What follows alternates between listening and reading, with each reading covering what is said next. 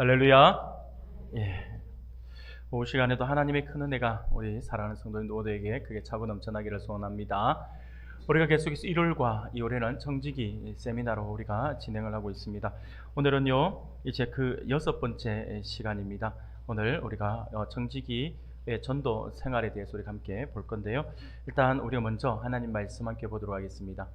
우리 다 같이 읽겠습니다. 같이 읽겠습니다. 시작. 너는 진리의 말씀을 옳게 분별하며 부끄러울 것이 없는 일꾼으로 인정된 자로 자신을 하나님 앞에 드리기를 힘쓰라. 아멘. 여러분들 프린트물 다 가지고 계시죠? 네, 감사합니다.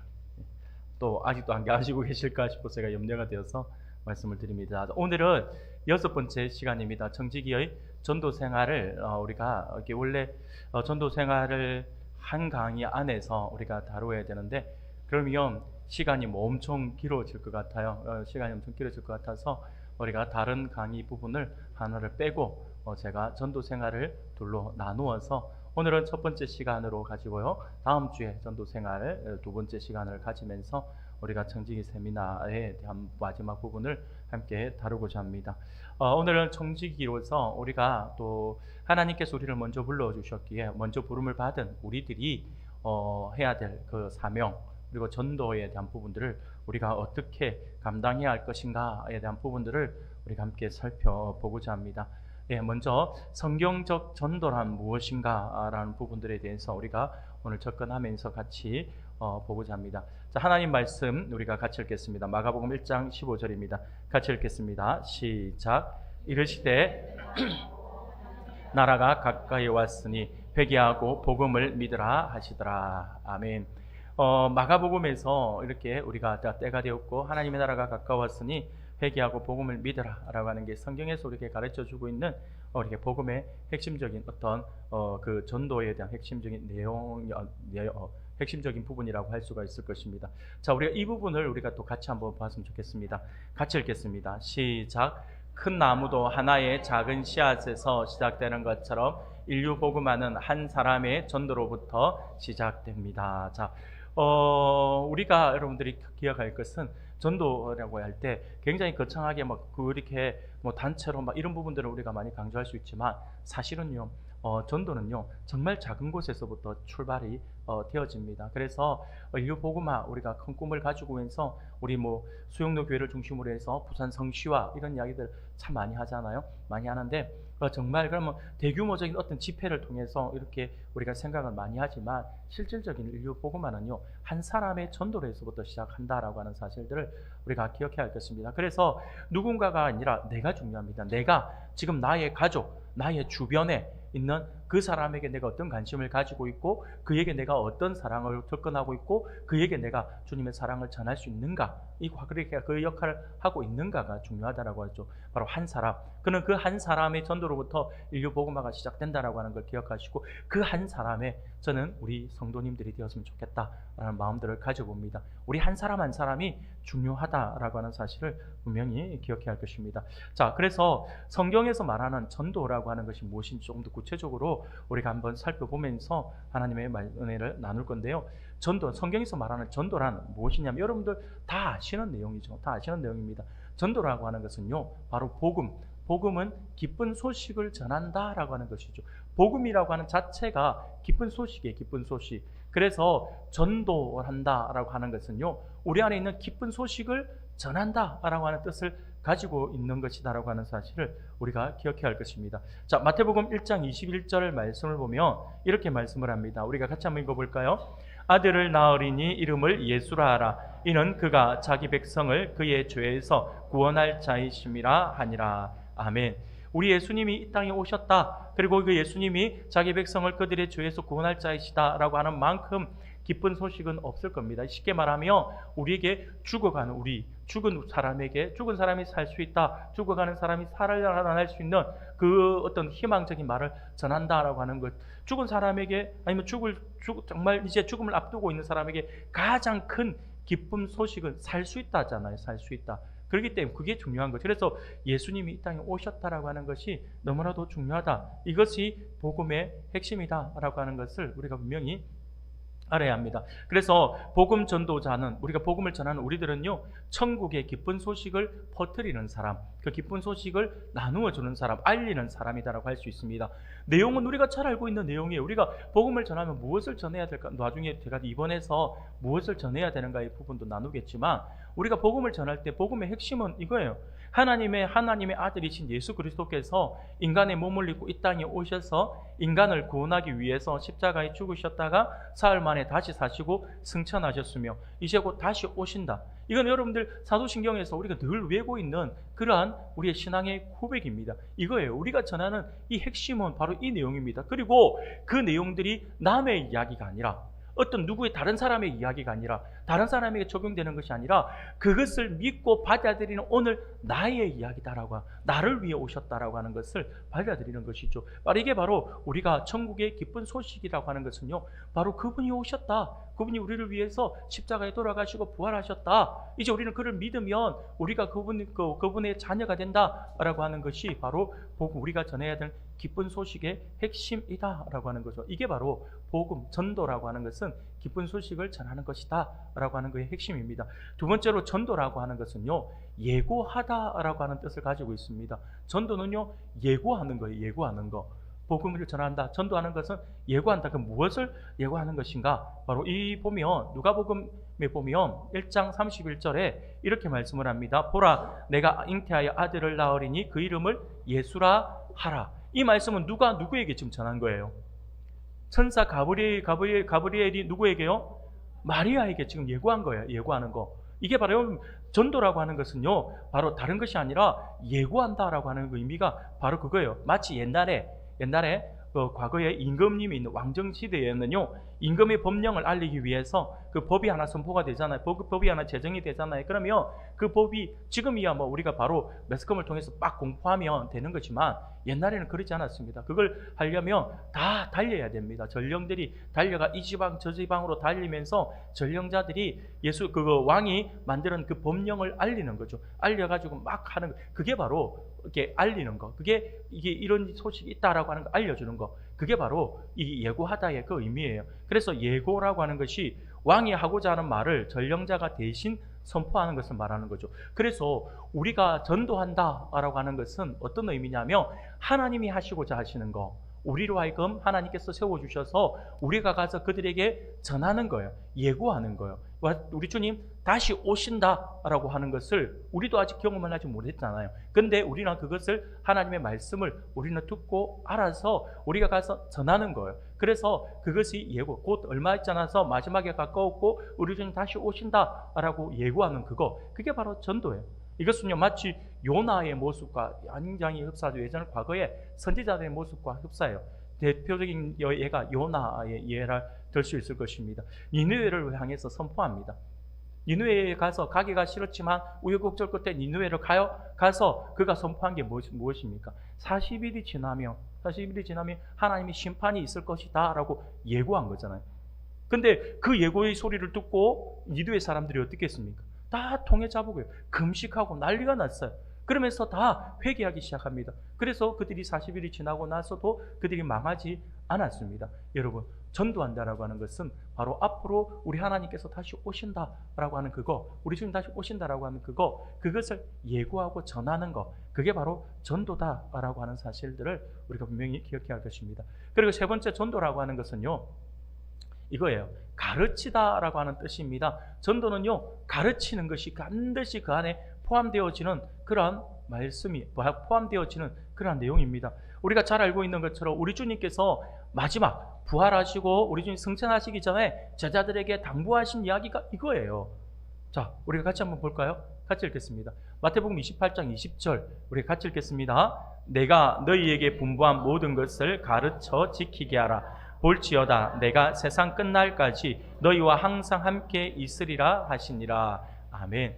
여러분, 전도한다라고 하는 것은 바로 가르치는 사역도 포함이 되는 것입니다. 가르쳐야 돼요. 그것이 우리 교회 안에서 들어왔을 때도 마찬가지예요. 교회 안에 들어왔을 때는 조금 더 디테일하게 깊이 있게 율법의 내용들, 교리의 내용들, 성경의 내용들을 가지고 우리가 가르치고, 그래서 든든한 하나님의 군사가 되게끔 하는 것도 우리가 그 안에 포함되는 것이고, 아직까지 하나님을 알지 못하는 사람들에게 우리가 복음을 전하는데, 그 복음, 예수를 믿으십시오라고 했는데 그 예수가 누군지조차도 알지 못하는 사람들에게는 예수가 누구인지 가르쳐야 되잖아요. 바로 복음을 전한다, 전도한다라고 하는 것은 이렇게 가르치는 사역이 그 안에 포함되어 있습니다. 가르침의 극치라고 할 수 있는 것은요, 예수를 선포함으로 나타나는 회개에서 찾아볼 수가 있습니다. 위대한 복음 전도자는 예수님의 삶을 본받고 그 가르침을 배우면서 또 그대로 가르치는 사람, 그 사람은 우리가 참 전도자라고 할 수가 있다라고 하는 거죠. 그래서 우리 주님께서 마지막 승천하시기 전에 제자들에게 당부하신 것이 바로 그거예요. 내가 너희들을 이렇게 가르친 것처럼 너희도 가서 가르쳐 지키게 하라라고 하는 거. 우리가 하나님의 말씀을 알고 하나님의 말씀을 배웠고 하나님 말씀 마음에 품고 있다라고 한다면 우리는요, 그것을 나 혼자만 간직해서는 절대 안 됩니다. 그것을 전해야 돼요. 가르쳐야 돼요. 그래서 우리의 자녀들에게 흘려보내야 하고, 우리의 믿지 아니하는 우리의 지인들에게 흘려보내야 하고, 가르치는 그게 바로 전도의 사역 안에 포함되는 그러한 내용이라고 할 수가 있습니다. 그리고요, 전도는요, 어떤 의미를 가지고 있냐면 이 의미를 가지고 있죠. 죄송합니다. 제가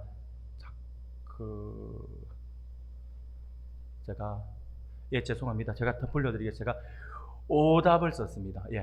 제자 삼다가 아니라 증인입니다. 증인.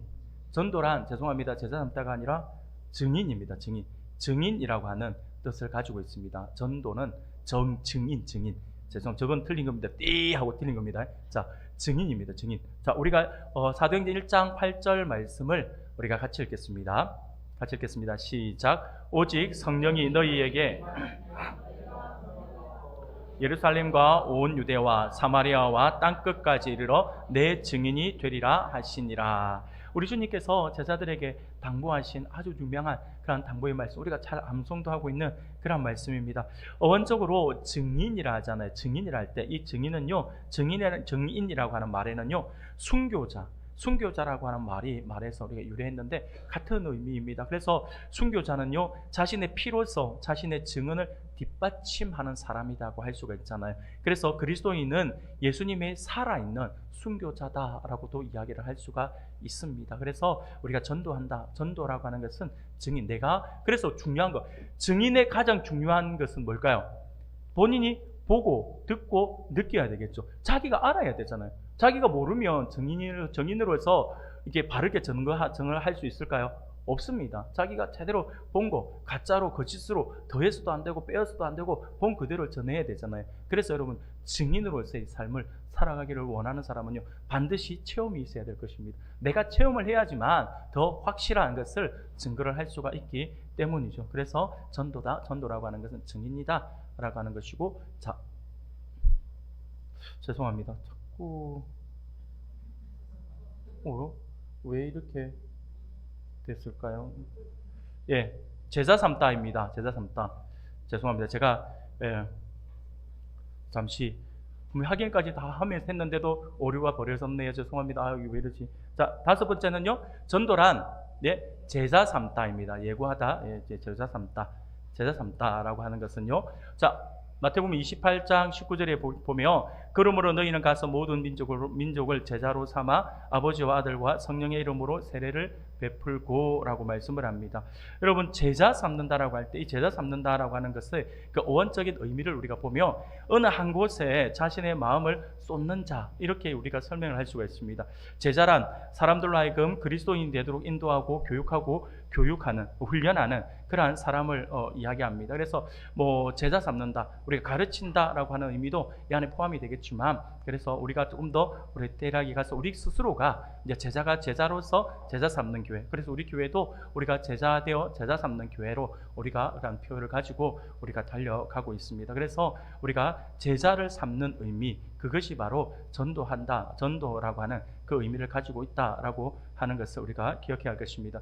그러므로 전도한다라고 하는 것은요, 예수 그리스도께서 우리의 죄를 위해 죽으시고 성경에 따라서 죽은 자로부터 부활하심을 믿고 회개하는 그런 모든 사람에게 죄 사함과 성령의 자유하게 하시는 그 선물을 주신다라고 하는 아주 좋은 소식을 전파하는 것. 제가 좀 풀어가지고 길게 설명을 하지만 이것을 이야기하는 것입니다. 그래서 전도하는 것은 결코 우리가 부끄러워하는 것이 아니라 오히려 자랑스럽고, 우리가 더 많은 사람들에게 생명을 가르쳐주고 생명을 알려주고 그 삶을, 생명의 길을 보여주는 것이기 때문에 전도는 부끄러운 일이 아니라, 우리는 전도라고 하는 게 부끄러운 것이 아니라 오히려 자랑스럽게 여겨야 되는 부분이다라고 하는 것을 기억할 수 있기를 바랍니다. 그것이 우리 성경에서 말하는 전도의 진정한 의미 부분을 우리가 한번 살펴보았습니다. 자, 그럼 두 번째로 복음 전도의 내용. 우리가 그러면 전도를 해야 한다, 전도한다 할 때 조금 더, 아까 우리가 한꺼번에 딱 설명을 했지만 조금 더 핵심적으로 우리가 복음을 전할 때, 전한다라고 할 때 이 복음의 내용이 어떤 내용이 되어야 되는 것인가에 대한 부분들을 우리가 한번 살펴볼 필요가 있을 것입니다.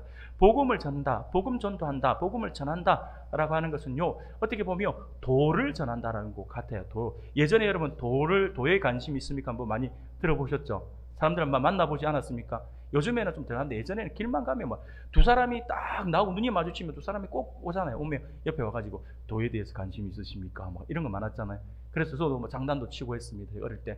예, 도에 대해서 관심 많아요. 그리스도 하면서 제가 뭐 주님을 막 오히려 예수 믿으십시다. 뭐 이렇게 이야기를 하고 막 했는데, 우리도 도에 대한 관심이 많아요. 그리스도. 근데 사실은 이 도라고 하는 것은 우리 교회에서, 그 세상 사람들이 말하는 도에 대해서 관심이 있습니까?에 대한 사람들이 말하는 게 아니라, 우리 교회에서, 우리 기독교 어떤 그 체계 안에서 가르치는 도라고 하는 것은요, 말씀을 이야기합니다. 말씀.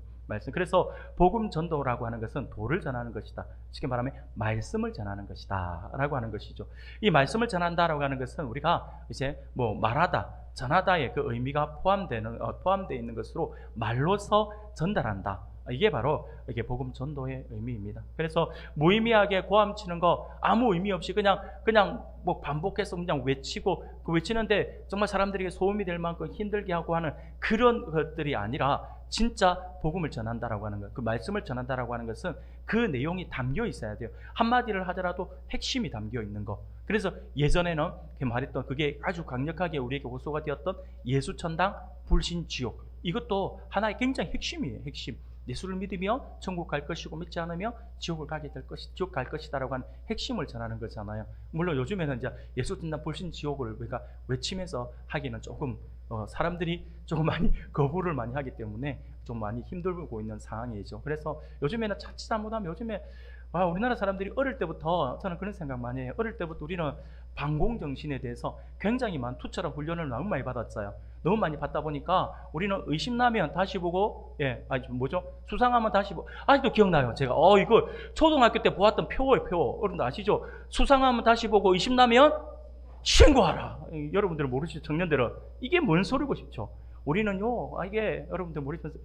제 세대만 하더라도 길 가면 막 빨간 글씨로 막 딱 써나가 표 보고, 그런 정신이 얼마나 우리가 투철하게 배어 있으면 요즘에 얼마나 신고 잘하는지 몰라요. 복음을 전한다고, 예수 믿으라고 복음을 전하면 밖에서 이상한 사람이 이상한 거 전하는데요. 그래서 막 조금만 소리치면 고함을 지른다고 또 밖에도 신고하고, 얼마나 신고를 막 잘하는지. 쓸데없는 신고들도 너무 많이 한다는 생각들도 많이 드는데, 여하튼 간에 그런 어쨌든 우리는 요즘에 옛날하고는 다르게 이런 부분들이, 우리가 전하는 부분들이 좀 많이 약해질 수밖에 없는 사회를 살아가고 있는 것 같아요. 그래서 요즘에는요, 우리가 좀 관계 전도라고 많이 하죠. 관계를 통해서 우리가 더 다가가는 게 가장 더 쉽고 좋은 방법이다라고 할 수가 있습니다. 여하튼 간에 우리가 전하는 말, 우리는요, 복음을 전하는 것은 그리스도의 말씀을 전하는 것인데, 그 말씀은 아무 의미 없는 말이 아니라 그냥 전도를 빙자해서 수다 떨다 오라, 이게 아니라 진짜로 주님의 그 의미가 담겨있는, 복음의 진짜 의미가 담겨있는 그 말들을 전달하는 것이 되어야 한다라고 하는 것입니다.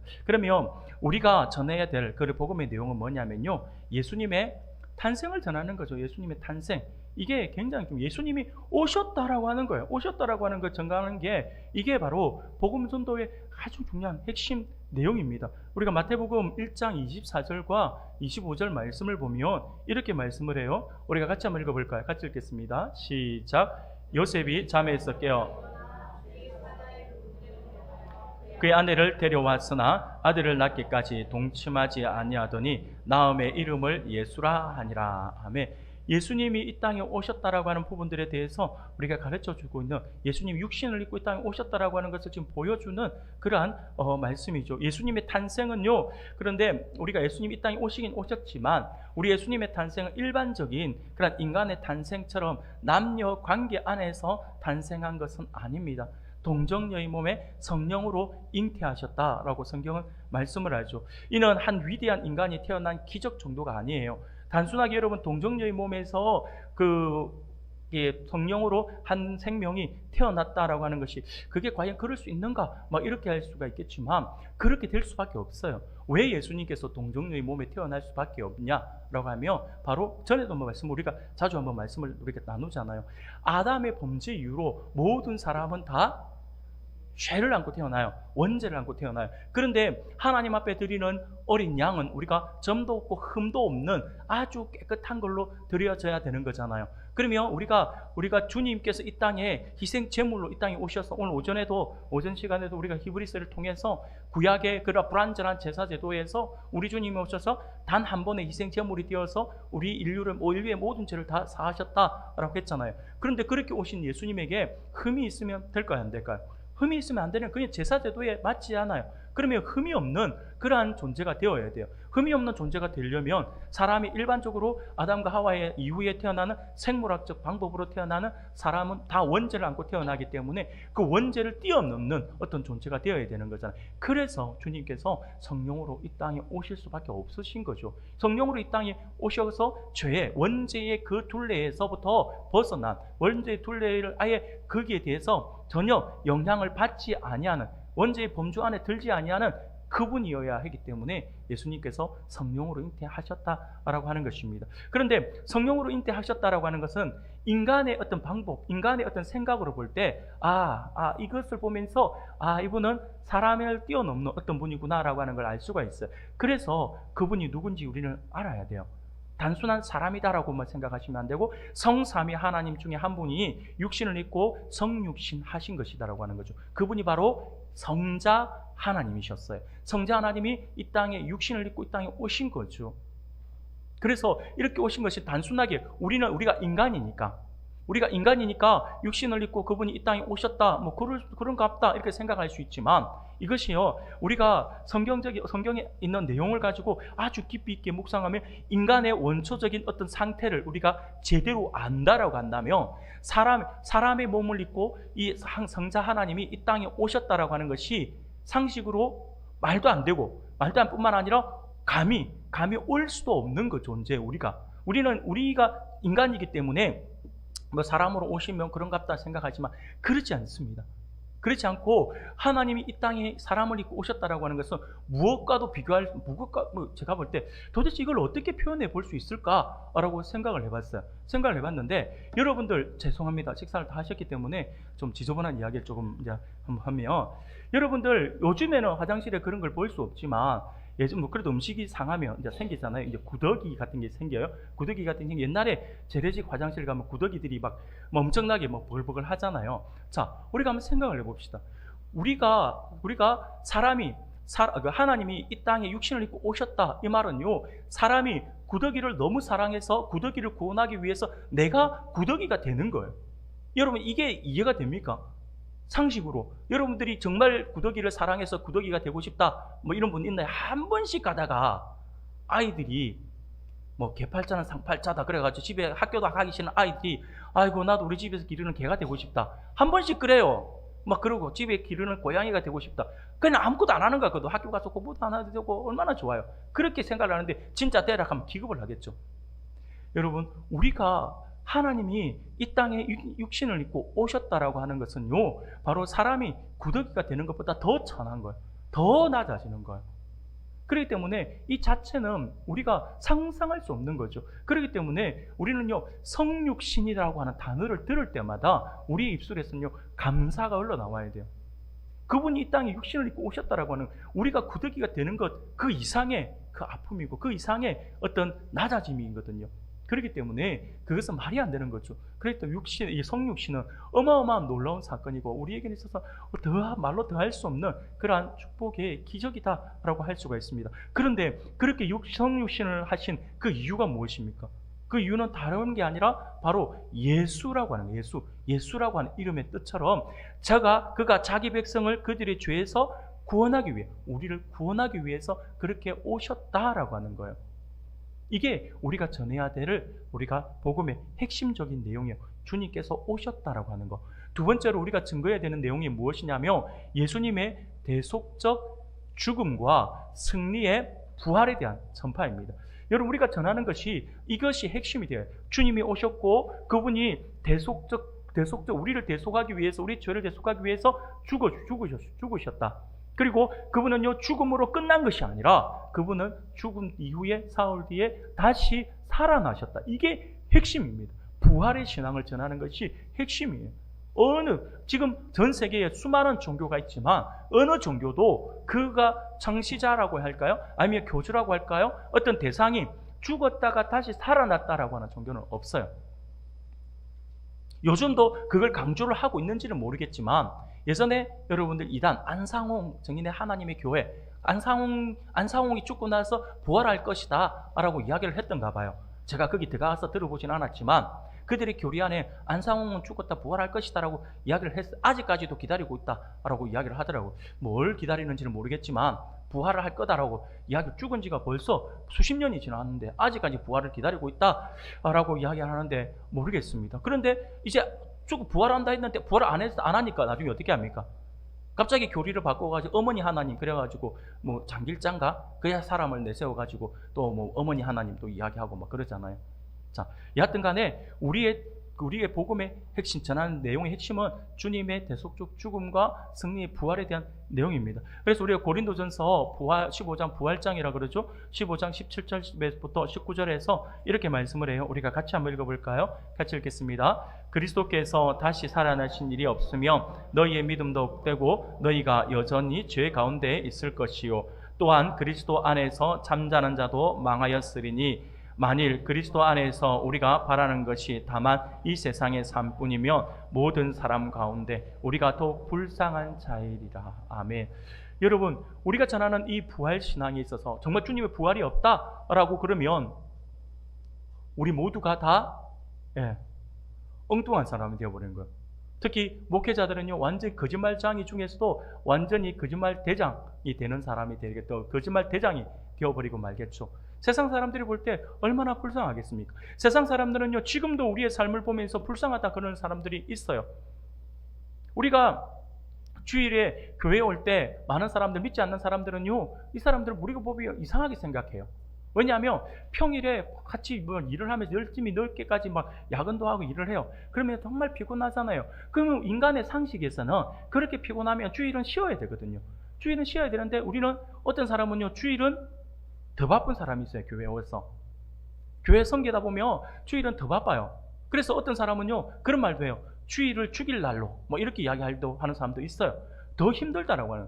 우리 차라리 회사 가 있으면 자기가 맡은 일만 하면 되는데 교회 오면 뭐 촬영 봉사부터 하루 아침부터 해가지고 오후 늦은 시간까지 막 그렇게 하는 거예요. 그걸 보면 세상 사람들이 이해를 못 하는 거예요. 와, 저 바보 아니냐? 저렇게 뭐 매여가 저리 불쌍하게 행동하냐? 막 그렇게 이야기를 하는 거예요. 그런데 우리 안에 기쁨이 없으면 이 일을 감당하기가 힘든 거죠. 하나님께서 우리에게 이 봉사를 통해서, 섬김을 통해서, 예배를 통해서 하나님께서 우리에게 회복을 주시고 은혜를 주시니까 오히려 그 아프고 힘들고 어려운 그 육신의 그 어려운 힘듦까지 하나님께서 다 제해 주신다라고 하는 거죠. 그 은혜를 알기 때문에 우리가 섬긴다라고 하는 것입니다. 근데 모르는 사람들은요, 우리를 보며 불쌍한 사람으로밖에 볼 수가 없는 것이죠. 근데 이것이 우리의 어떤 사역에 대한 부분이지만 예수님의 부활에 대한 부분들에 대해서 정말 부활이 없으면 우리는 더욱 불쌍한 사람이 되는 거죠.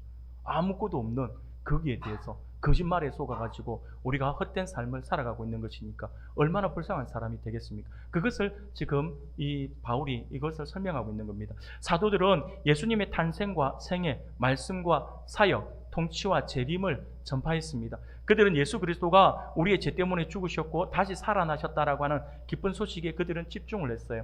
예수님의 죽음과 부활은 그들에게 있어서 확신할 수 있는 역사적인 사건이었기 때문이죠. 그리고 이 사건에는 깊은 의미가 담겨져 있습니다. 그것은 그리스도가 우리들이 받을 저주를 대신 담당하시고 우리의 의롭다함을 이루기 위해서 곧 우리의 죄 때문에 돌아가셨다라고 하는 거예요. 우리를 위해서, 나 때문에 돌아가셨다라고 하는 거. 여러분, 이것이 믿어지지 않으면 우리가 섬기는 것이 즐거움이 없어요.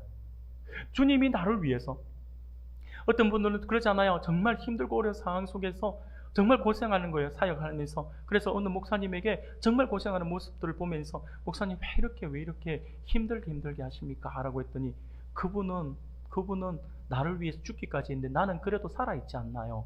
라고 이야기를 하면서 주님의 그 은혜에 감사해서 내가 이거 해도 나는 모자란 것 같아 라고 고백하는 이야기를 제가 간증을 들어본 적이 있습니다. 여러분, 그렇습니다. 우리가 정말 기억해야 할 것은 그리스도가 우리들이 받을 저주를 대신 담당하시고 우리의 의롭다함을 이루기 위해서 우리 죄 때문에 돌아가셨다라고 하는 사실이 믿어져야 합니다. 그래야지만 우리가 더 깊은 은혜의 자리로 들어갈 수 있습니다. 또한 그가 부활하심으로써 우리의 죄를 위한 그의 희생이 하나님께 받아들여졌고 그가 결코 헛되이 죽지 않았다라고 하는 것을 증명하셨다라고 하는 것입니다. 그래서 우리의 신앙은 부활신앙이 되어야 합니다. 우리가 죽음으로 끝나버리면 안 돼요. 그러면 여느 어떤 종교와 똑같아요. 그러나 우리는 죽음 이후로 끝나는 것이 아니라 부활한다. 그래서 우리가 주일학교 어린이들에게도 제가 어릴 때 가르칠 때 주일학교 어린이들 다른 부활절만 되면 다른 거 다 너희들 기억 못 해줘. 딱 하나만 기억하자. 목사님 따라해봐. 예수 부활. 애들 목소리 막 찢어져라 해요. 예수 부활, 예수 부활, 나의 부활, 나의 부활. 다시 한 번 더. 예수 부활, 나의 부활. 여러분, 그거 하나만 있으면 돼요. 예수님의 부활은 곧 누구의 부활이라고요? 우리의 부활. 그것이 믿어져야 합니다. 자, 세 번째로 넘어가겠습니다. 세 번째로 우리가 증거해야 되는 핵심은 뭐냐면요, 값없이 주시는 영생을 받기 위해서 인간은 마땅히 회개입니다. 회개하고 예수님을 자신의 구주로 믿어야 함을 전파하는 겁니다. 우리의 복음을 전하는 그 복음의 핵심이 바로 이거예요. 값없이 주신 그 영생을 받기 위해서 인간은 마땅히 회개하고 우리가 지금 가고 있는 그 길에서 돌이켜야 한다라고 하는 거예요. 죄악된 길에서 돌이켜야, 회개해야 돼. 여러분, 회개라고 하는 거 여러분 정확하게 여러분들 기억하셔야 합니다. 여러분 다 아시겠지만 회개와 반성은 다릅니다. 많은 사람들이 회개와 반성을 착각하는 경우들이 많은데 회개와 반성은 달라요. 반성은요, 그냥 지금까지 내가 지었던 죄가 있으면, 잘못된 것이 있으면 그거 후회하고 그냥 그 부분들에 대해 잘못했네 라고 하는 게 끝나요. 그거면 반성이에요. 그래서 반성문을 막 쓰잖아요. 예전에 제가 학교에서 예전에 대우그룹의 그 회장 김우중이라고 여러분 기억하시죠? 김우중 씨가 썼던 그 책이 하나 있어요. 세상은 넓고 할 일은 많다. 갑자기 우리 선생님이 세상은 넓고 할 일은 많다 책을 소개하는 거예요. 책을 소개하더만 다음 주까지 그거 다 읽고 독후감 써라는 거예요. 아니, 책을 나눠주면서 하라는 것도 아니고 우리 보고 책 사가지고 요 앞에 딱 서점까지 가르쳐 주더라고. 제가 볼 때 좀 의심이 나요. 그 서점에서 뭔가를 좀 책을 받았든지 뭔가 한 것 같은데 갑자기 그 서점에 가서 사라. 그 서점에 가서 그거 사서 봐라. 써라는 거예요. 도저히 쓰기 싫어요. 도저히 읽기도 싫고 안 읽었어요. 그리고 안 읽고 안 썼어요. 어떻게 됐을까요? 엄청 맞았어요. 참, 여러분 이러시면 안 됩니다. 제가 진짜 미련했어요. 진짜 많이 우리 남자들은, 고등학생들은요, 요즘에는 그런 폭력이 없잖아요. 과거에는 선생님들 간에 경쟁이 붙었어요. 어떤 경쟁이 붙었냐면 어떤 매로 때려야지만 더 효과가 있는가. 그래서 어떤 선생님이 매를 연구해가지고 말도 많은데 말을 맙시다 이거 하면 막 화밖에 안 나는데, 어떤 선생님은 꽃갱이 자루를 들고 다니는 사람도 있다니까요. 꽃갱이 자루를 때리는 사람도 있고. 근데 우리가 그 선생님이 어쨌든 간에 이 밀대 있잖아요. 그 봉으로 때리는데 제가 한 10대를 맞은 것 같아요. 저하고 안 쓴 사람이 한 5명 되는 것 같아요. 치사한 것들이 같이 안 쓰기로 해놓고 다 썼더라고요. 그래서 실컷 10대인가 얻어맞고 나서 그 다음에 하는 이야기가 독후감 3장 써오라 했거든요. 3장 써오라 했는데 선생님이 내라고 내일 아침까지 독후감 15장 써와. 반성문 15장 써와. 이러고. 와, 썼을까요? 안 썼을까요? 저는 그때 기적을 체험했어요. 반성문 하루아침에 15장 써지더라고요. 매 앞에 장사가 없더라고요. 써지더라니까요. 뭔 이야기 하다가 제가 이리 나가고 죄송한데, 근데 이게 그런 거예요. 이게 막 그게 반성이라고 하는 것은요, 그냥 돌이키고 말아요. 그리고 지금도 제가 그 생각하면 화가 나요. 그 선생님 이름을 생각하는데 그 책은 기억나요. 김우중 씨가 왜 쓸데없는 걸 써가지고 나를 말맞게 했을까? 막 그런 거예요. 회개라고 하는 건요, 반성이 아니에요. 반성은요, 그냥 그때 했던 걸 죄송합니다, 내가 잘못했습니다, 반성합니다, 이걸로 끝나지만, 회개는요, 돌이킴이에요. 돌이킴이 없으면 회개가 아닙니다. 회개의 3요소 여러분 잘 기억하셔야 돼요. 회개의 3요소는 지정의라고 이야기하잖아요. 지식적으로 머리로서 내가 잘못된 걸 깨달아야 돼요. 그 깨달음으로 끝나는 것이 아니라 그것이 가슴으로 내려와서 내가 어떤 그 잘못이 얼마나 큰 죄인가라고 하는 것이 느껴져서 눈물로 반성하는 그 모습이 있어야 됩니다. 그런데 여기까지만 하면 반성이에요. 그런데 회개는 뭐냐면 내가 눈물로 통에 자복을 했으면 그 길에서 180도 돌아서는 거예요. 돌아서서 오는 거, 그거 다시는 그 일을 반복하지 않는 그것이 회개입니다. 진정한 회개는요, 돌이킴이 없으면 회개가 아닙니다. 그래서 값없이 주시는 영생을 받기 위해서 인간은요, 마땅히 회개해야 돼요. 회개. 그리고 예수님을 나의 구주로 믿어야 한다라고 하는 것을 전파하는 그것이 바로 전도다라고 하는 거죠. 그래서 마가복음 1장 15절에서 이르시되 때가 찼고 하나님의 나라가 가까이 왔으니 회개하고 복음을 믿으라 하시더라 라고 말씀을 하고요. 그리고 사도행전 2장 38절에도 보면 베드로가 이르되 너희가 회개하여 각각 예수 그리스도의 이름으로 세례를 받고 죄 사함을 받으라 그리하면 성령의 선물을 받으리니 라고 말씀을 합니다. 자신들의 죄와 거짓과 그리고 우상 숭배에 있어 돌이켜서 회개하고 예수 그리스도를 유일한 구세주로 믿고 신뢰해야 한다라고 하는 거죠. 믿어야 한다라고 하는 것이죠. 이것이 우리가 복음을 전하는 내용, 그 내용의 핵심이다라고 하는 사실을 기억할 수 있길 바랍니다. 네 번째입니다. 우리가 무엇을 전해야 되냐면 하나님의 나라를 전파하는 거예요. 하나님 나라.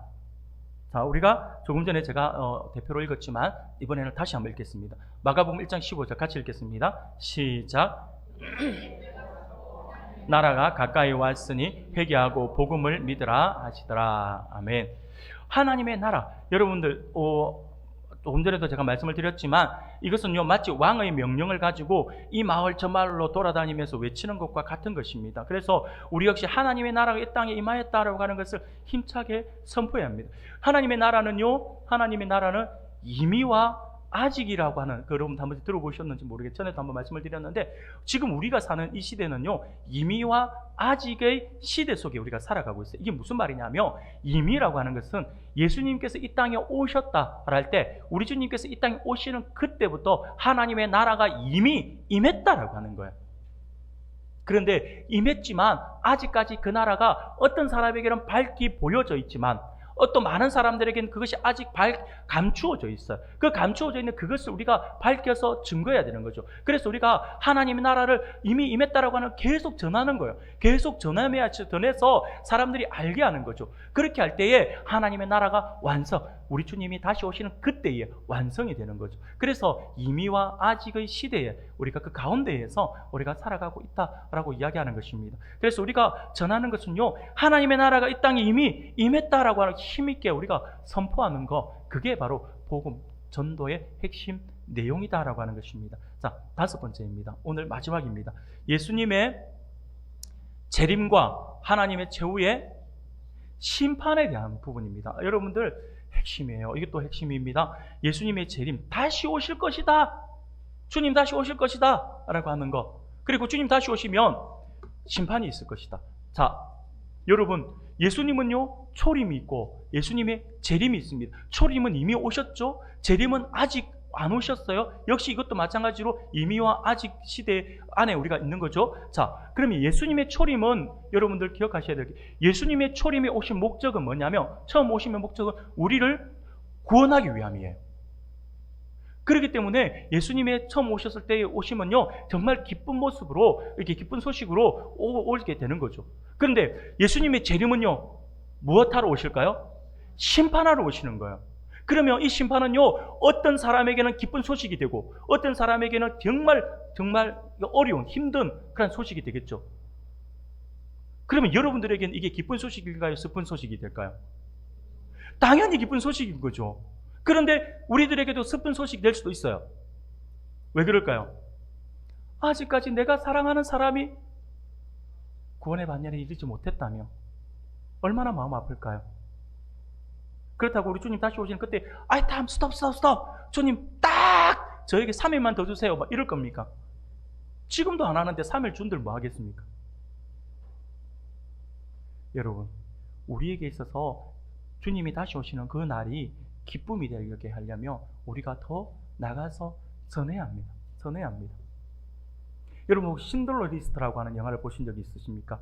옛날 영화인데 신들러 리스트를 보면 그 신들러라고 하는 그 사람이 그 영화의 마지막 장면, 유대인을 이제 구해내는 그런 어떤 장면이에요. 장면인데 이 사람이 나중에 후회를 해요. 후회. 그러니까 뭐냐면 나치에 의해서 유대인들이 수용소에 있다가 다 잡혀서 이제 죽음을 당하는 그 장면에서 그때에는 이제 뒷돈으로 돈을 주고 뭐를 하나 이렇게 돈을 쥐어주면 몇 명을 살릴 수 있고 몇 명을 자기가 데리고 나갈 수 있고 막 이런 거예요. 이러면서 마지막에 하는 장면을 보면 그 장면에 뭐라고 하냐면 자기가 타고 있는 이 차 울면서 이 차를 팔면 이 차를 내가 맡기고 이 차 내가 욕심 안 하고 이 차를 팔면 몇 명을 더 살릴 수 있었고 내가 바지 끼고 있는 이 반지를 내가 주었으면 또 한 영혼 두 영혼을 더 살릴 수가 있었는데 하면서 후회하면서 막 우는 장면이 있어요.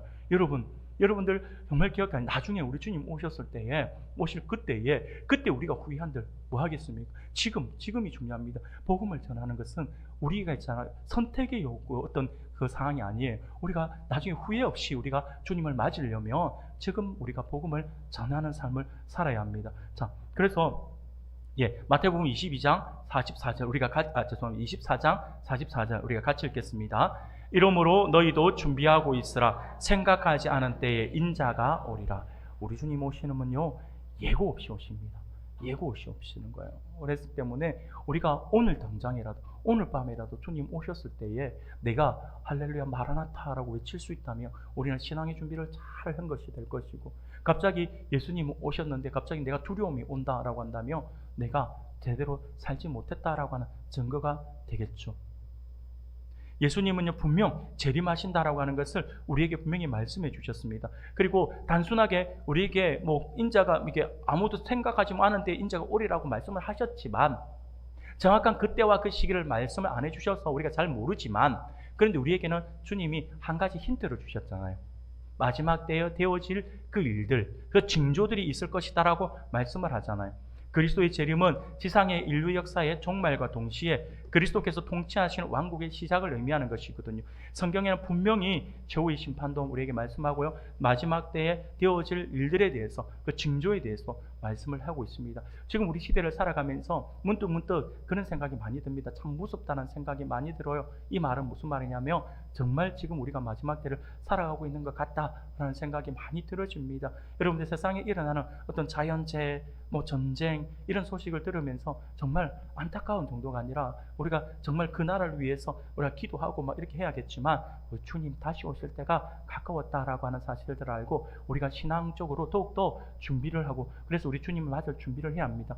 마태복음 25장에서 목자가 양과 염소를 분별하는 것 같이 우리를 심판하실 것이다 라고 알곡과 쭉정이를 나누어서 알곡은 꽃간에 쭉정이를 불에 태운다 라고 말씀하지 않습니까? 사도 요한도 요한계시록 20장에서 마지막 때에 대해서 이야기를 하고 있고, 베드로서 3장 7절에서 마지막 때에 대해서 이야기를 하고 있습니다. 이같이 우리가 마지막에 대한 부분들, 최후의 심판에 대한 부분들은 성경은 우리에게 밝히 선포하고 있다라고 하는 사실을 반드시 기억할 수 있기를 바랍니다.